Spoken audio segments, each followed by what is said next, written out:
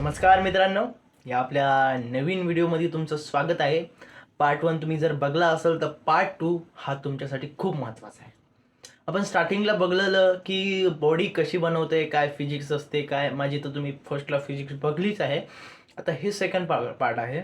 आता तुम्हाला काय करायचं आहे, हे पार्टमध्ये आपण शिकणार आहोत की मसल गेन कसं करायचं, कोणत्या गोष्टी खायच्या ज्याने आपलं मसल मास लवकर गेन होईल, काय रोज डाएटमध्ये ठेवायचं ज्याने आपलं चांगली ग्रोथ होईल. खूप सोपं आहे.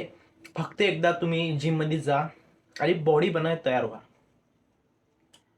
एक गोष्ट म्हणजे फक्त लाईफमध्ये पर्सनॅलिटी लागते आणि हेल्दी माणूस लागते. बाकी लाईफमध्ये काही लागणार नाही. आणि ते तुम्ही व्हायचं असेल तर तुम्हाला घाम गाळावाच लागेल आणि कष्ट करावेच लागतील. त्याच्यासाठी काय करायचं नाही मित्रांनो, फक्त चांगली डाएट पाहिजे आणि जिममध्ये 1 घंटा कन्सिस्टन्सी रोज व्यायाम पाहिजे.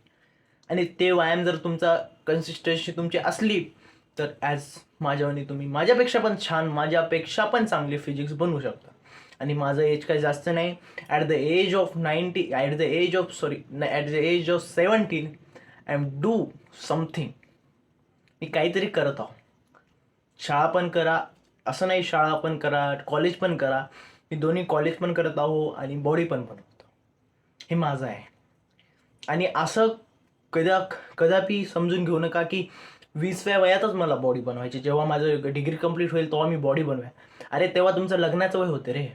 त्या वयात तुम्ही बॉडी बनवू शकणार ना. आता वय आहे, आता तुमच्यामध्ये रक्त खवत आहे, गरम आहे, तर तुम्ही बॉडी बनवा.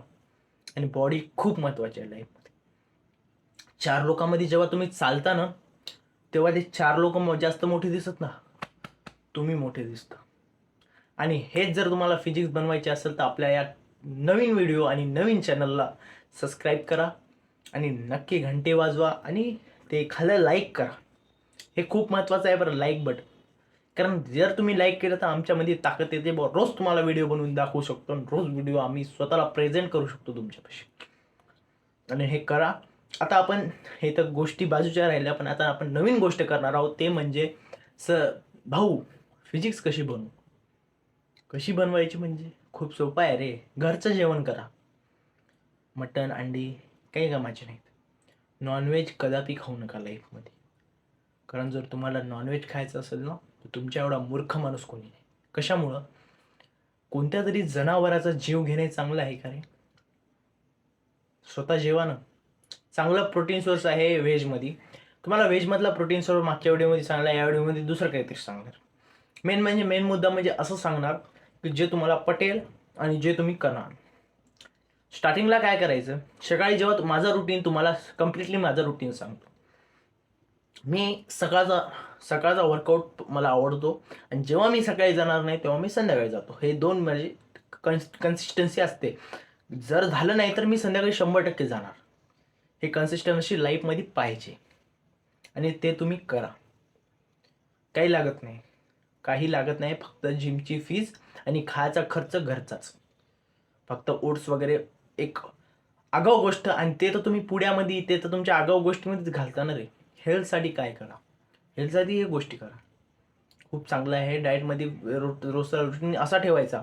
काय करायचे, सकाळी लवकर उठल्यानंतर, जिम जाण्याच्या आधी लवकर उठल्यानंतर फ्रेश व्हायचं आहे. गरम पाणी प्यायचं आहे. जसं प्रेमानंद महाराज म्हणतात, गरम पाणी प्यायचं. 2-4 जरा फिरायचं आणि हलकं झाल्यानंतर जिमच्या 15 किंवा 20 मिनिटं अगोदर जसं काजू बना, बदाम म्हणा, 4 बदाम 4 काजू किंवा तुमचं काय जे असेल घरी जे असेल ते पोटात टाकणं महत्त्वाचं आहे. कारण जिमला जर नुसतं तुम्ही उठल्या जासाल, पोटात काही नाही, पोटात भूक लागली, तर हे खूप खराब राहील. याने तुमची गट हेल्थ बिघडेल, यानं तुमची एनर्जी लो होईल, याने तुमची मेन म्हणजे बॉडी होणार नाही. कसं काय सर? जर तुम्ही पोटामध्ये काहीच नाही, तुम्ही गेले जिमला गेल्यानंतर राजू हो, तुम्हाला एनर्जीच नाही त्या जिमच्या ह्याच्यामध्ये. तुम्ही मेन आहे ना, मी काय नसल्यावर तुम्हाला बॉडी बनवाय, ते जे फॅट आहे ना ते लूज होऊन जातो तुमचा. मेन म्हणजे फॅटी लोकांसाठी खा तुम्ही काजू बदाम. ज्याला फॅट आहे तो पण खा, ज्याला फॅट नाही ते पण खा. दोन्हाला गरजेनं आहे. पण त्याच्यामध्ये तुमचा फॅट जास्त बर्न होतो आणि तुम्ही लवकर वाढे होता आणि अंगी काय लागत हे आहे. आणि एनर्जी तर लोच होते, कारण जिममध्ये तुम्ही काहीच मारू शकणार ना जर तुम्ही असे गेले.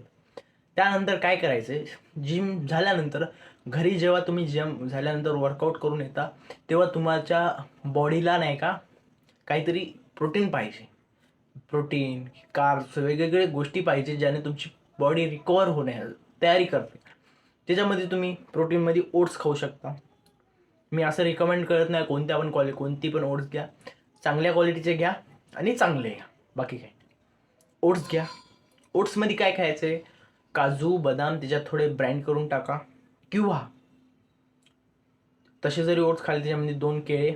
जर तुम्हाला वेट गेन आहे, केळं जर केळं नसले तर वेट लॉससाठी केळं गरजेचं नाही, आणि वेट गेनसाठी केळं गरजेचे आहेत.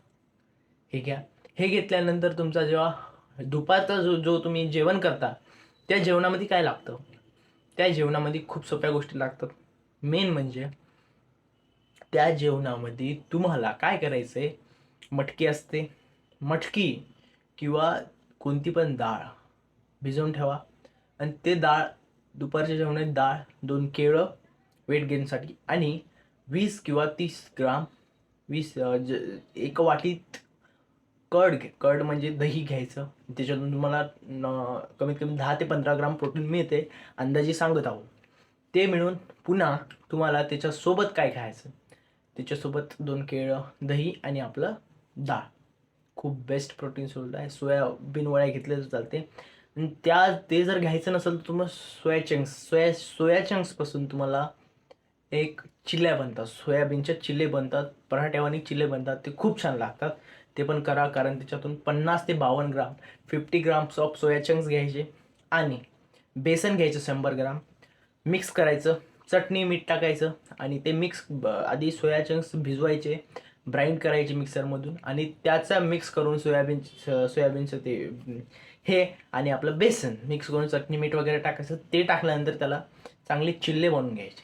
चिल्ले बनवून घ्यायचे, तव्यावर चांगले भाजायचे, आणि ते वाटीत दही घ्यायचं, त्या वाटीतल्या दह्यासोबत खायचं. त्याच्यातून तुम्हाला कमीत कमी 52 ग्राम प्रोटीन आरामशीर मिळून जाईल.